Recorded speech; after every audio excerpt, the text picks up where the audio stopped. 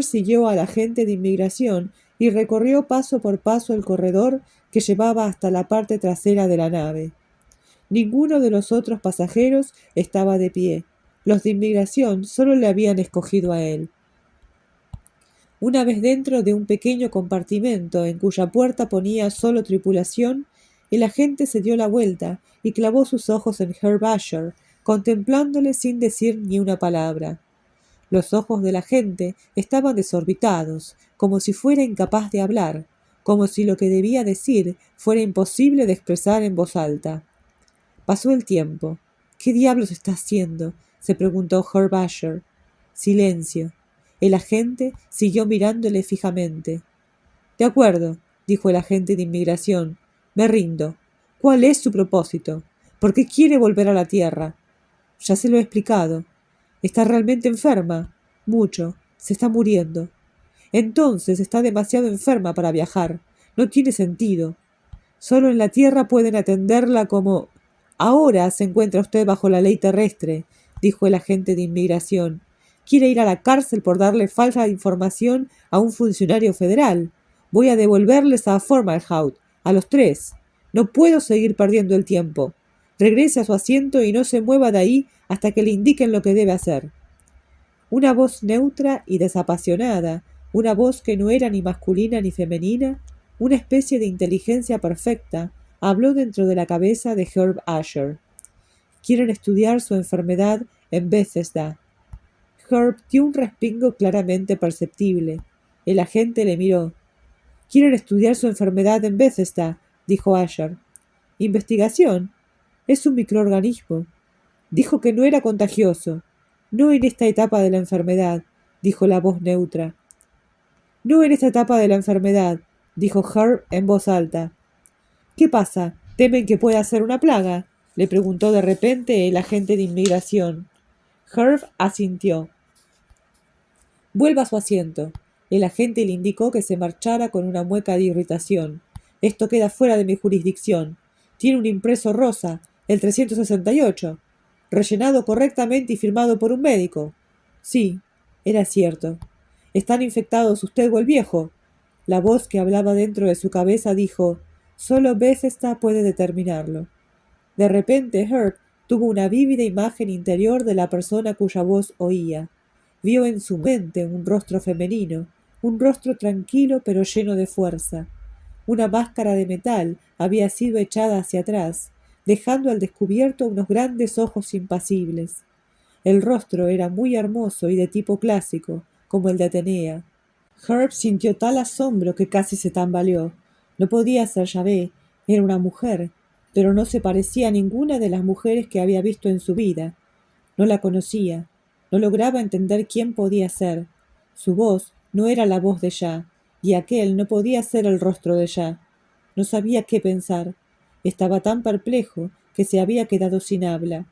¿Quién había asumido la tarea de darle consejos? Solo Bethesda puede determinarlo, logró decir por fin. El agente de inmigración se quedó callado, sin saber qué responder. Toda su rudeza anterior se había evaporado. La voz femenina volvió a hablar en un susurro, y esta vez Herb vio moverse los labios en su mente. El tiempo es vital. El tiempo es vital, dijo Herb Asher, e incluso a él le pareció que su voz era áspera y rechinante. No deberían estar en cuarentena, probablemente deberían estar apartados de los demás. Los otros pasajeros tendríamos que haberles hecho venir en una nave espacial. Puede arreglársele. Quizá fuera mejor. Podríamos llegar hasta ahí más deprisa. De acuerdo, dijo Herb, dispuesto a colaborar. Haré una llamada, dijo el agente de inmigración. ¿Cuál es el nombre de ese microorganismo? ¿Es un virus? La funda nerviosa... No importa, vuelva a su asiento. Mire, el agente de inmigración le siguió. No sé quién tuvo la idea de mandarles en un transporte comercial, pero voy a sacarles de aquí ahora mismo. Hay reglas muy estrictas que no han sido observadas en este caso. Bethesda les espera. ¿Quiere que haga una llamada antes de que lleguemos o ya se han ocupado de todo eso? Ya la están esperando. Y así era. Todo había sido arreglado de antemano. ¡Qué locura!, dijo el agente de inmigración. Mira que meterles en un transporte público. Los de Formalhaut tendrían que habérselas pensado un poco antes de hacerlo. 630-630B, dijo Herb Asher. No me importa dónde sea. No quiero tener parte alguna en esto. Un error de esa clase. El agente de inmigración maldijo en voz alta. Probablemente algún idiota de Formalhaut pensó ahorrarles unos cuantos pavos a los contribuyentes. Vuelvo a su asiento y me ocuparé de que les avisen en cuanto su nave esté preparada. Debería. Cristo. Herb Asher, tembloroso, volvió a su asiento. Elijah le miró. Reeves estaba tendida con los ojos cerrados, sin enterarse de lo que ocurría. Déjame hacerte una pregunta, le dijo Herb a Elijah. ¿Has probado alguna vez el whisky escocés Lafroig? No, es el mejor de todos los escoceses, dijo Herb. 10 años de edad, muy caro. La destilería fue creada en el año 1815. Usan los alambiques de cobre tradicionales. Hacen falta 2 destilaciones. ¿Qué ha pasado? Le preguntó Elijah. Déjame terminar. Lafroig es una palabra gaélica que significa la hermosa hondonada que hay junto a la gran bahía.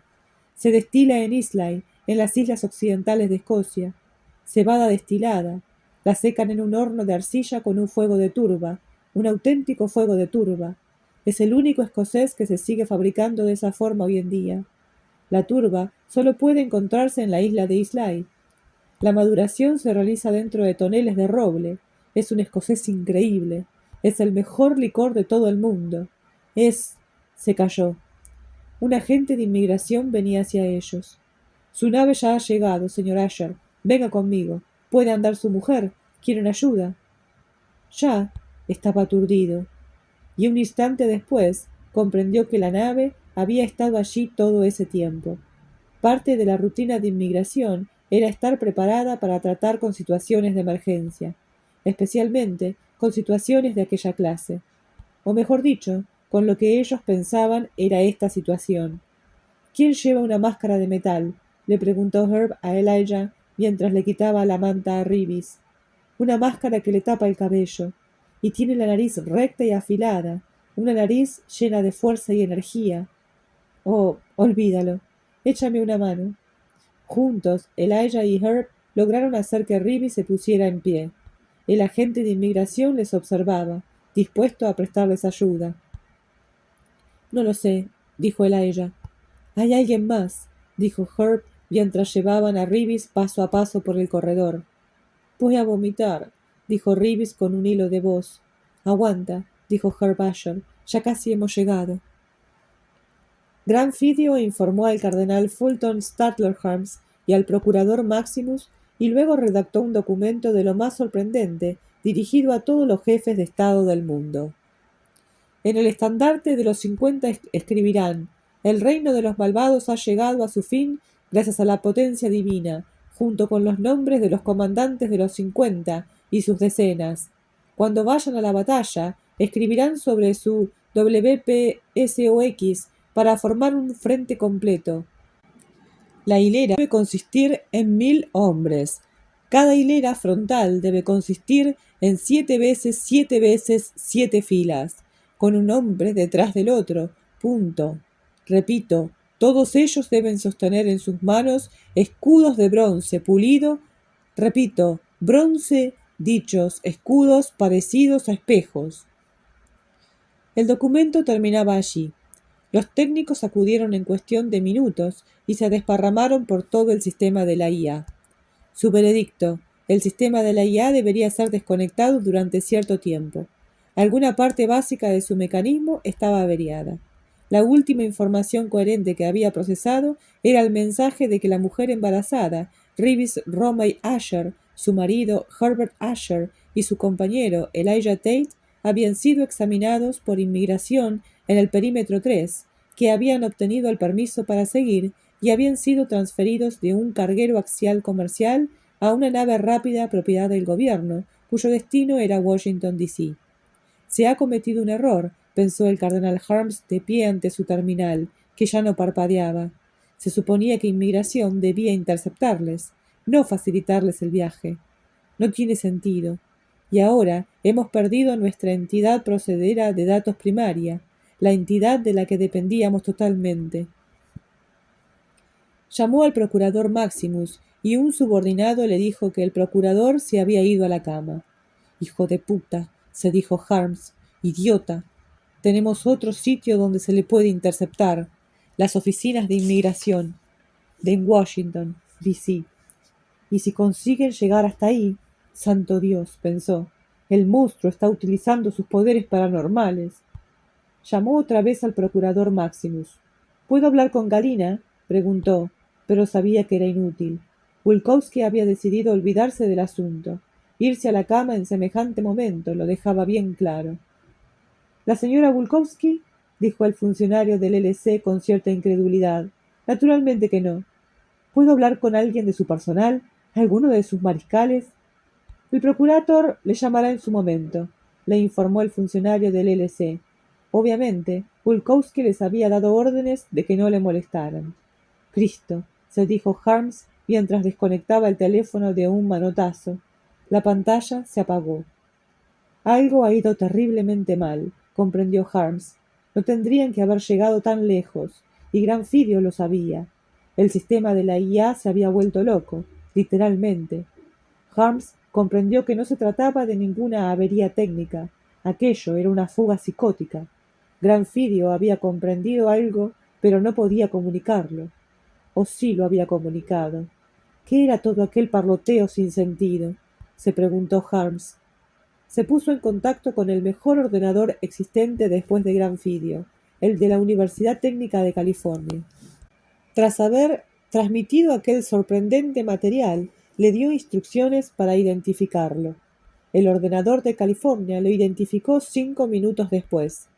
«Pergaminos de Qumran, la guerra de los hijos de la luz y los hijos de la oscuridad. Fuente, Esenios, secta ascética de los judíos». «Qué extraño», pensó Harms. Conocía a los esenios. Muchos teólogos habían especulado con la posibilidad de que Jesús fuera un esenio, y desde luego había pruebas de que Juan el Bautista sí lo era. La secta pensaba que el mundo terminaría muy pronto, y que la batalla del Armagedón tendría lugar en el primer siglo de la era cristiana. La secta había mostrado tener fuertes influencias del zoroastrismo. Juan el Bautista, pensó, según dijo Jesucristo, era el mismísimo profeta Elías, que había regresado en otra encarnación, tal y como había prometido Jehová en el texto de Malaquías. «He aquí que yo enviaré a Elías el profeta antes de que venga el día de Yahvé, grande y terrible. Él convertirá el corazón de los padres a los hijos y el corazón de los hijos a los padres, no sea que venga yo y entregue la tierra a toda el anatema». El último versículo del Antiguo Testamento. Allí terminaba el Antiguo Testamento y empezaba el Nuevo. Armagedón, rumió. La última y definitiva batalla entre los hijos de la oscuridad y los hijos de la luz. Entre Jehová y... ¿cómo llamaban los esenios al poder del mal? Sí, Belial, eso era. Ese era su término para designar a Satanás. Belial dirigía a los hijos de la oscuridad. Jehová dirigía a los hijos de la luz. Sería la 7ª batalla. Habría 6 batallas, 3 de las cuales serían ganadas por los hijos de la luz, y 3 que serían ganadas por los hijos de la oscuridad, lo cual haría que Belial conquistara el poder. Pero entonces Jehová en persona tomaría el mando en lo que vendría a ser como el partido decisivo, el del desempate. «El monstruo que hay en su útero es Belial», comprendió el cardenal Harms. «Ha vuelto para acabar con nuestro poder. Ha vuelto para derribar a Jehová, a quien servimos». Y se dijo que el mismísimo poder divino estaba amenazado, y sintió una gran ira. El cardenal pensó que era el momento de meditar y usar la plegaria, y dar con una estrategia gracias a la cual los invasores fueran destruidos cuando llegaran a Washington, D.C. Si al menos Granfidio no hubiera dejado de funcionar. Preocupado, el cardenal se dirigió hacia su capilla privada. Y este es el fin del capítulo 8. Bueno, ¿qué piensan ustedes? Harms cree realmente estar del lado de Jehová, del lado del bien, o está al tanto y bueno, y es así como una farsa, digamos. Yo estoy empezando a dudar, por ahí creo que él realmente está convencido de que lo que viene es Belial. Mañana continuaremos con esta historia increíble, está muy buena. Espero que puedan estar ahí, que se puedan unir, y si no, lo mejor es suscribirse porque no solamente me estarían ayudando, sino que les aparecería esa notita diciéndoles que ya salió el siguiente capítulo. Entonces ustedes pueden verlo cuando quieran, pero bueno, ya saben que el capítulo está ahí. Muchísimas gracias por haberme acompañado y los espero mañana.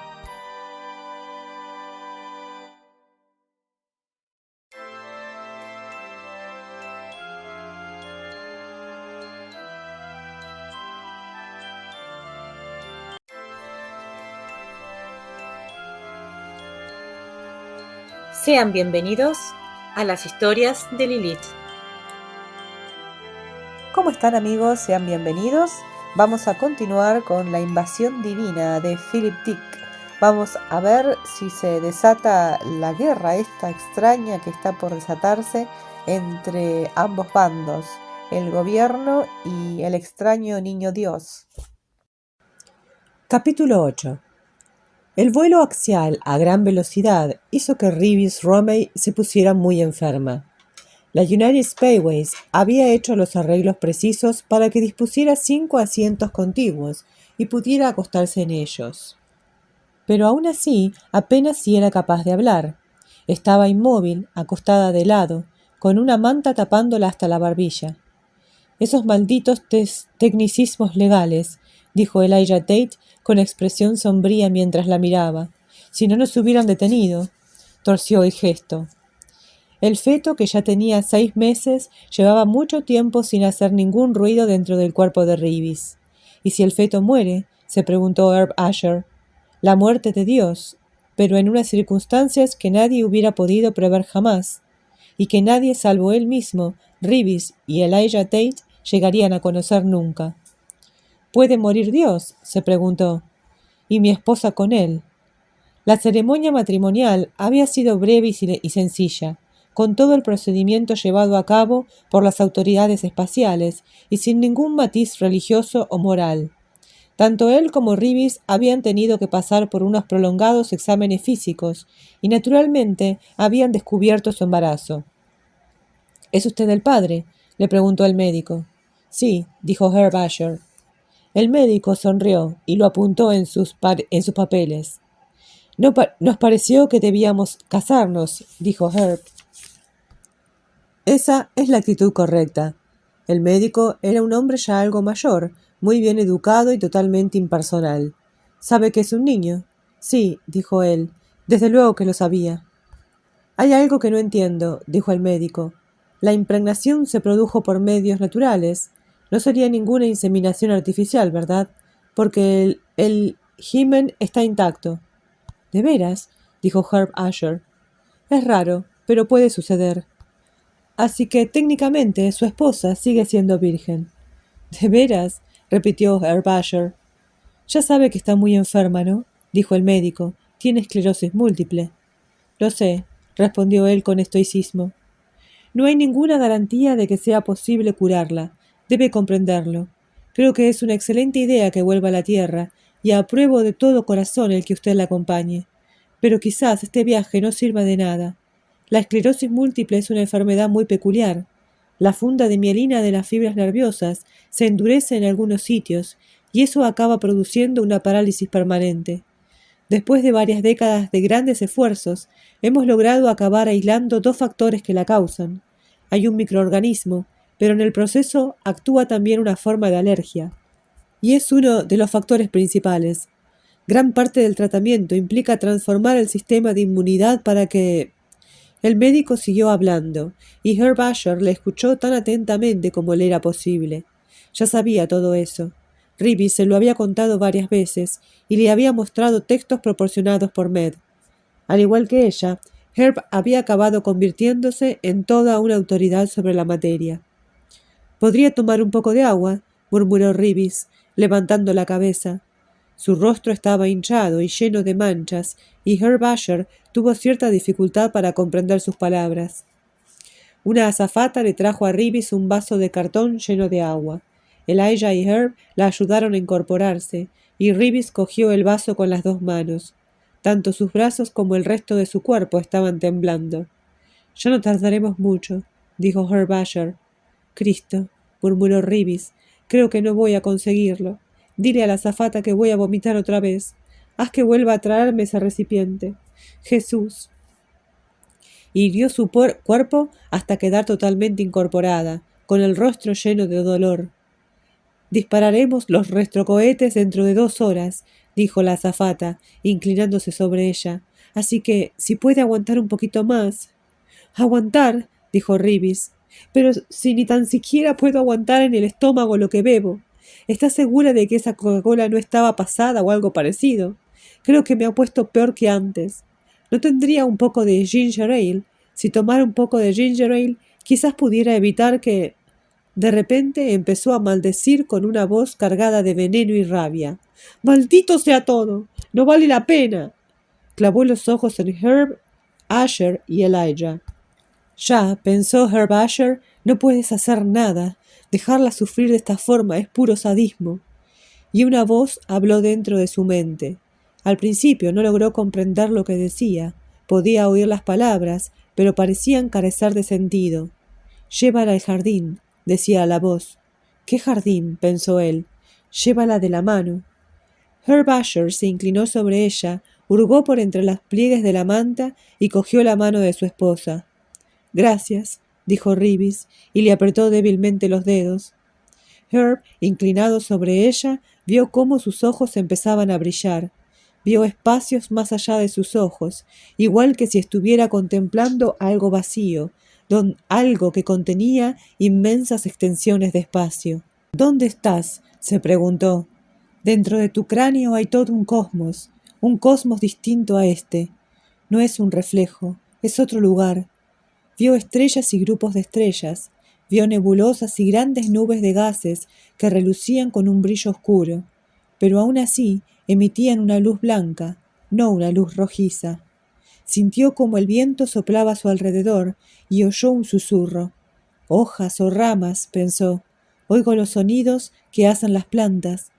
El aire era más bien cálido. Aquello le sorprendió. Parecía ser aire fresco, no la atmósfera estancada que se hacía circular una y otra vez por el interior de la nave espacial. El ruido de los pájaros y, cuando alzó la vista, un cielo azul. Vio bambúes y el susurro era el del viento soplando por entre los tallos del bambú. Vio una valla y más allá había niños. Y sin embargo, al mismo tiempo que veía todo eso, seguía sujetando la débil mano de su esposa. «Qué extraño», pensó. «Una atmósfera tan seca, igual que si llegara del desierto». Vio a un niño con el cabello castaño y rizado. El cabello del niño le recordó el pelo de Reeves, tal y como era antes de que lo perdiese por culpa de la quimioterapia. Ahora se había quedado calva. «¿Dónde estoy?», se preguntó. «¿En una escuela?». Junto a él, un inquieto señor Plaudet le contaba historias sin pies ni cabeza, historias relacionadas con las necesidades financieras de la escuela, los problemas de la escuela. Los problemas de la escuela no le interesaban. Lo que le interesaba era su hijo. El daño cerebral sufrido por su hijo. Quería saberlo todo sobre eso. «Lo que no puedo entender», estaba diciendo el señor Plaudet, «es por qué lo mantuvieron 10 años en suspensión criónica solo por un vaso. Por el amor de Dios, las extirpaciones de vaso son algo de lo más corriente y es muy frecuente que haya vasos extirpados utilizables». «¿Qué hemisferio del cerebro es el dañado?», preguntó Herb Asher, interrumpiéndole. «El señor Tate tiene todos los informes médicos, pero iré donde está nuestro ordenador y le pediré una copia».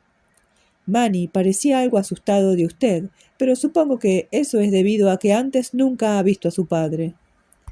«Me quedaré aquí con él mientras usted va a buscar esa copia», dijo Herb. «Quiero saber todo lo posible sobre ese daño cerebral».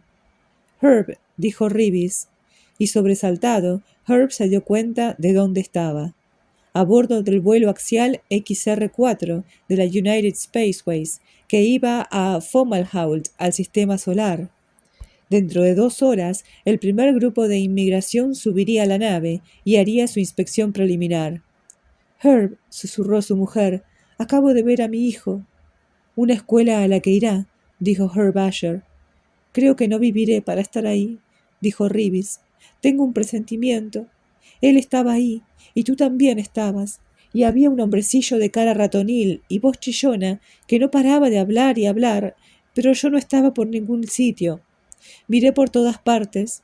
Esto realmente va a terminar conmigo, pero no matará a mi hijo. Eso es lo que me dijo, ¿recuerdas? Ya me dijo que continuaría viviendo a través de mi hijo. Así que me imagino que moriré. Quiero decir que este cuerpo morirá, pero que ellos le salvarán. ¿Estabas allí cuando ya dijo eso? No me acuerdo. Estábamos en un jardín, ¿verdad? Bambúes. Vi cómo soplaba el viento. El viento me habló. Era igual que voces. Sí, dijo él. Tenían la costumbre de marcharse al desierto durante 40 días y 40 noches. Primero fue Elías y luego Jesús. Elijah miró a su alrededor. Comiste langostas y la miel de las abejas salvajes, y les dijiste a los hombres que se arrepintieran.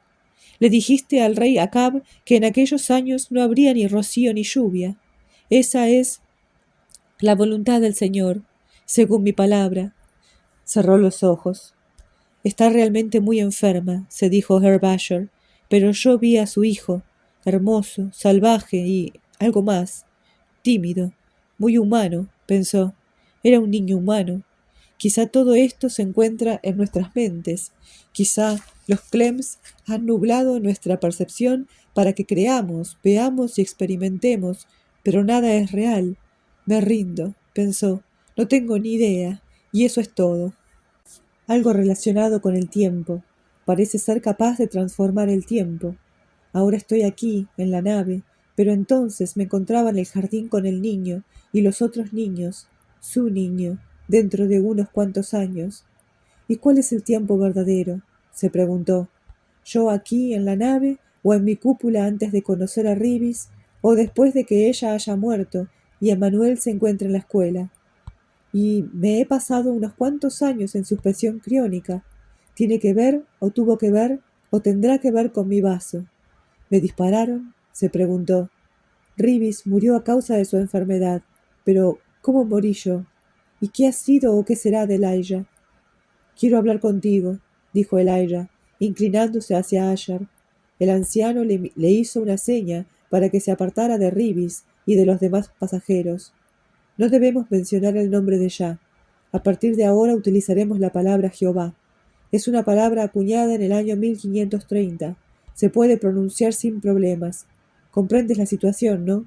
Inmigración tratará de espiar nuestras mentes con sus aparatos de escucha psicotrónica, pero Jehová hará que nuestros cerebros se nublen y no conseguirán entender nada o muy poca cosa. Pero, y esta es la parte más difícil de decir, los poderes de Jehová solo llegan hasta aquí. Pronto empezaremos a estar en la zona de Belial. De acuerdo. Asher movió la cabeza, asintiendo. Ya sabías todo esto, ¿no? Y muchas cosas más. Por lo que Elijah y Ribis le habían contado, y por lo que Jehová le había dicho mientras dormía, en sueños muy vívidos. Jehová les había estado enseñando cosas a todos. Sabrían qué hacer. Está con nosotros y puede hablarnos desde el útero de Ribis, dijo Elijah, pero siempre existe la posibilidad de que algunos ingenios de observación electrónica muy avanzados consigan captar sus mensajes. Conversará con nosotros, pero muy de cuando en cuando. Y después de hacer una pausa, añadió, si es que llega a hacerlo. «Qué idea tan extraña», dijo Herb Asher. «Me pregunto qué pensarían las autoridades si sus circuitos espía e inteligencias captaran los pensamientos de Dios». «Bueno», dijo Elijah, «no sabrían de qué se trataba. Conozco a las autoridades de la Tierra. He tenido contactos con ellas durante 4000 años en una situación después de otra, y en todos los países, en una guerra detrás de otra.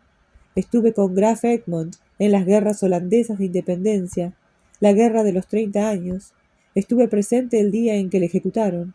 Conocí a Beethoven, aunque quizá conocí no es la palabra adecuada». «Tú eras Beethoven», dijo Herb Asher. «Parte de mi espíritu volvió a la tierra y a él», dijo Elijah. «Vulgar y exuberante», pensó Herb, apasionadamente dedicado a la causa de la libertad humana, caminando cogido de la mano con su amigo Goethe, dos hombres que hacían brotar la nueva y agitada vida de la Ilustración alemana. ¿Quién más fuiste?, preguntó. Muchos personajes históricos. ¿Tom Paine? Nosotros preparamos la Revolución Norteamericana, dijo Elijah. Un grupo nuestro. En un momento dado fuimos los amigos de Dios y los hermanos de la Rosacruz en el año 1615. Fui Jacob Boehm, pero no creo que le conozcas. Mi espíritu no mora tan solo en un hombre. No se trata de una encarnación. Es una parte de mi espíritu que vuelve a la tierra para unirse a un humano seleccionado por Dios. Siempre hay humanos de esta clase, y yo estoy ahí. Martin Buber era uno de esos hombres. Que Dios dé reposo a su noble alma. Era un hombre bueno y amable. También los árabes pusieron flores sobre su tumba. Incluso los árabes la amaban. Elijah se quedó callado durante unos momentos. Algunos de los hombres hacia quienes me envié eran mejores que yo, pero tengo el poder de regresar.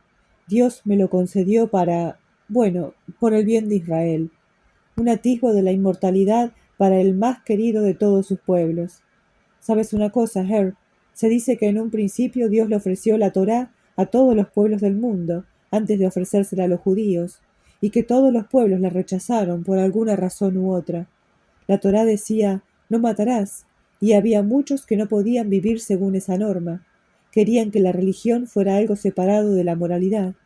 No querían que la religión estorbara en sus deseos. Finalmente Dios se la ofreció a los judíos, y ellos la aceptaron. ¿La Torá es la ley?, preguntó Herb. Es más que la ley. La palabra ley no es adecuada, aunque el Nuevo Testamento de los cristianos siempre utilice la palabra ley para designar a la Torá. La Torá es la totalidad de la divina revelación hecha por el Señor. Está viva. Existía antes de la creación. Es una entidad mística, casi cósmica. La Torá es el instrumento del Creador. Con ella creó al universo y creó el universo para ella. Es la idea más elevada y el alma viviente del mundo. Sin ella, el mundo no podría existir ni tendría derecho alguno a la existencia.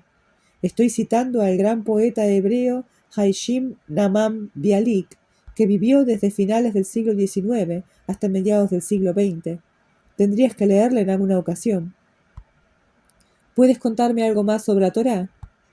Reish Lachic dijo, si las intenciones de uno son puras, la Torá se convierte para él en una medicina que da la vida, purificándola para la vida. Pero si las intenciones de uno son impuras, se convierte en una droga que da la muerte y que le purifica para morir. Los dos hombres guardaron silencio durante un rato. Voy a contarte algo más, dijo Elijah.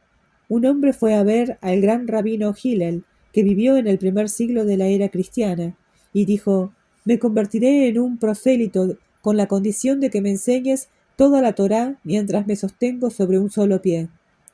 Hillel dijo, si hay algo que te resulte odioso, no se lo hagas a tu vecino. Esa es toda la Torá. El resto son comentarios. Ve y apréndelos. Miró a Herb Asher y le sonrió. ¿Y ese mandamiento está realmente contenido en la Torá?, le preguntó Herb Asher. ¿Los 5 primeros libros de la Biblia? Sí, Levítico 19:18. Dios dice, amarás a tu prójimo como a ti mismo. No lo sabías, ¿verdad? Casi 2000 años antes de Jesús. Entonces la regla de oro deriva del judaísmo, dijo Herb. Cierto, y de los comienzos de éste. La regla le fue ofrecida al hombre por el mismísimo Dios. Tengo muchas cosas que aprender, dijo Herb. Lee, dijo Elijah. Cape lege, las 2 palabras que oyó Agustín. Es latín y quiere decir toma, lee. Hazlo, Herb, toma el libro y léelo. Está ahí, esperándote. Está vivo. Mientras proseguían su viaje, Elijah le fue revelando más aspectos intrigantes de la Torá, cualidades suyas que muy pocos hombres conocían. Te cuento estas cosas porque confío en ti, le dijo Elijah. Ten mucho cuidado con a qué personas se las repites. Había 4 maneras de leer la Torá, y la cuarta era un estudio de su lado interior, el más oculto. Cuando Dios dijo hágase la luz, se refería al misterio que brillaba dentro de la Torá. Aquella luz era la luz primordial y oculta de la mismísima creación, una luz de tal nobleza que no podía ser degradada porque la utilizaran los mortales. Así que Dios la envolvió en el corazón de la Torá. Era una luz inagotable, relacionada con las chispas divinas en que habían creído los gnósticos, los fragmentos de la divinidad que ahora andaban dispersos a través de la creación, encerrados, por desgracia, en cáscaras de materia formadas por los cuerpos físicos.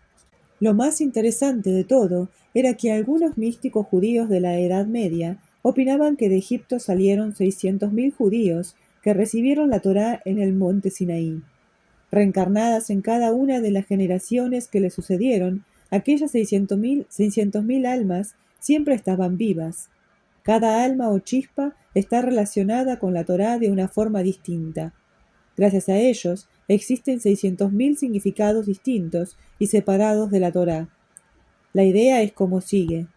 Para cada una de esas 600.000 personas, la Torá es diferente, y cada persona tiene su propia letra particular en la Torá, letra a la cual está unida su propia alma.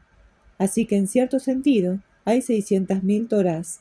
Además, en el tiempo existen 3 eones o eras. La primera, una era de gracia. La segunda, o actual, una de severa justicia y limitaciones. Y la siguiente, que aún ha de llegar, una de compasión y misericordia. Para cada una de las 3 eras hay una Torá distinta, y sin embargo solo hay una Torá. Existe una Torá primigenia o matriz, y dentro de ella no hay puntuación ni espacio alguno entre las palabras. De hecho, todas las letras están revueltas. En cada una de las 3 eras, las letras se ordenan por sí solas, formando palabras distintas a medida que van teniendo lugar los acontecimientos. Elijah le explicó que la era actual, la de severa justicia y limitaciones, está manchada por el hecho de que en su Torá había una letra defectuosa, la consonante Shin. Esa letra siempre había sido escrita con 3 picos, pero debería haber tenido 4. Por ello, la Torá producida para esta época era defectuosa. Otra opinión sostenida por los místicos judíos de la Edad Media era que en realidad a nuestro alfabeto le faltaba una letra, y debido a ello nuestra Torá contiene leyes negativas aparte de las leyes positivas. En el siguiente eón, la letra que falta o que es invisible quedará restaurada, y de la Torá desaparecerán todas y cada una de las prohibiciones negativas. Por esa razón, el próximo eón, o tal y como se le llama en hebreo el próximo Shemitah, carecerá de toda restricción impuesta a los humanos. La libertad reemplazará a la severa justicia y las limitaciones. De esa noción brota la idea, le dijo Elijah, de que hay partes de la Torá que son invisibles para nosotros ahora, pero que serán visibles en la era mesiánica que le ha de llegar. El ciclo cósmico traerá inevitablemente consigo esa era. Será el próximo Shemitah, muy parecido al primero. La Torá volverá a ordenarse y reaparecerán los trastornos de su matriz. Parece un ordenador, pensó Herb Asher. El universo está programado, y después se le cambia el programa por otro mejor. Fantástico. 2 horas después, una nave oficial del gobierno se adosó a su nave, y pasado un rato, agentes de inmigración empezaron a moverse por entre ellos, llevando a cabo su inspección y sus interrogatorios. Herb Asher abrazó a Reeves contra su cuerpo, lleno de miedo, y se mantuvo tan cerca de Elijah como le fue posible, intentando sacar fuerzas de la proximidad del anciano. Elijah, dijo Herb en voz baja, cuéntame lo más hermoso que sepas sobre Dios. Su corazón retumbaba en el pecho y apenas sí podía respirar. Está bien, le respondió Elijah, según dijo el rabino Judá, citando a Rav. El día consiste en 12 horas. Durante las primeras 3 horas, el santo Dios, alabado sea Él, se dedica a estudiar la Torá. Durante las segundas 3 horas, juzga a todo su mundo. Cuando comprende que el mundo merece la destrucción, se levanta del trono de la justicia para tomar asiento en el trono de la misericordia. Durante el tercer grupo de 3 horas, provee de sustento al mundo entero, desde las bestias más enormes hasta los piojos. Durante el cuarto, juega con el leviatán, tal y como está escrito. Y ese leviatán que hiciste para tuyos. Salmo 104, 26. Durante el cuarto grupo de 3 horas, según dicen otros, enseña a los niños. Gracias, dijo Herb Asher. 3 agentes de inmigración venían hacia él, con sus uniformes limpios y resplandecientes, y llevaban armas. Incluso Dios consulta la Torá como guía y plano del universo. Un agente de inmigración alargó la mano hacia Elijah, pidiéndole su identificación. El anciano le entregó el fajo de documentos. Y ni tan siquiera Dios puede ir en contra de ella. Usted es Elijah Tate, dijo el más viejo de los 3 agentes de inmigración, examinando los documentos. ¿Cuál es el propósito que le hace volver al sistema solar? Esta mujer se encuentra muy enferma, dijo Elijah. Tiene que ser internada en el hospital nave de... He preguntado qué le hace volver a usted, no a ella. Bajó la vista hacia Herb Asher. ¿Quién es usted? Soy su esposo, dijo Herb. Le entregó su documentación, sus permisos y su identificación. ¿Ha sido certificado que no es contagiosa? Preguntó el más viejo de los agentes de la inmigración. Tiene esclerosis múltiple, dijo Herb. Y eso no es... No le he preguntado qué tiene. Le he preguntado si es contagioso. Se lo estoy diciendo, contestó él. Estoy respondiendo a su pregunta. Levántese. Herb se puso en pie. Venga conmigo. El más viejo de los 3 agentes le indicó a Herb Asher que le siguiera por el pasillo. Elijah se dispuso a ir con ellos, pero el agente le hizo retroceder de un empujón. Usted no. Herb Asher